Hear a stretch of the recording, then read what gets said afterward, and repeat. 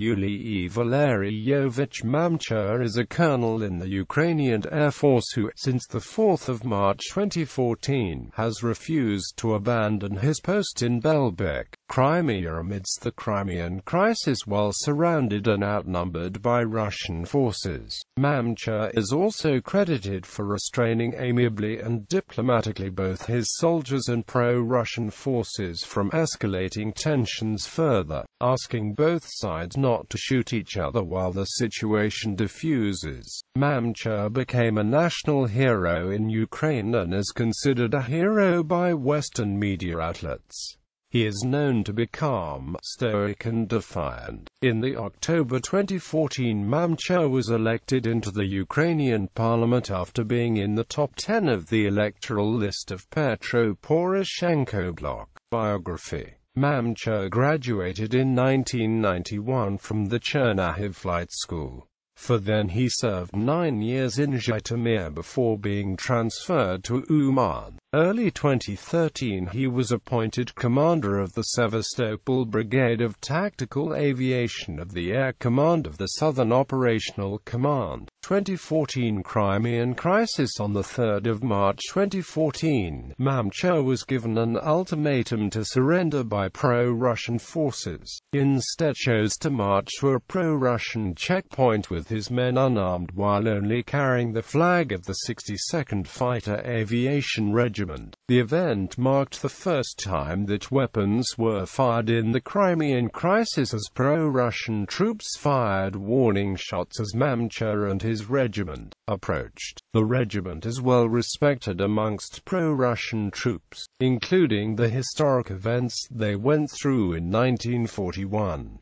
Mamchur and his regiment were stopped at a pro-Russian blockade where he directly confronted the pro-Russian troops by stating that, "It is our duty to safeguard the constitution of Ukraine in keeping this base." The pro-Russian troops eventually withdrew, while Mamchur, for 20 additional days, maintained his post in Belbek.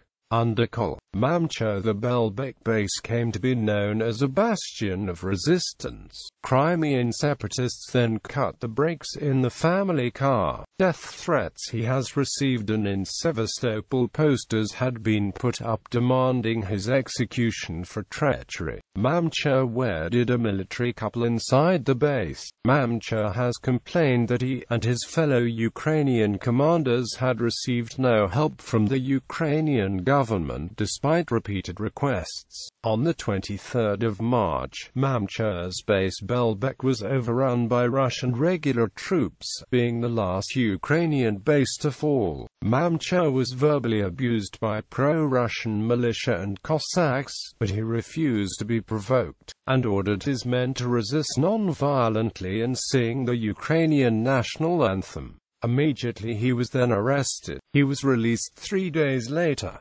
According to Mamchur's aides, he was being held in Sevastopol. Mamchur has stated he was, during his detention, under intense psychological pressure. "They kept me in a single confinement cell for 3.5 days. On the first day, unidentified Russian troops kept constantly talking to me. They tried to persuade me to commit treason, betray the oath to the people of Ukraine, go serve in Russian army. Then there was just psychological pressure. They would not let me sleep, knocked on the door with gun butts.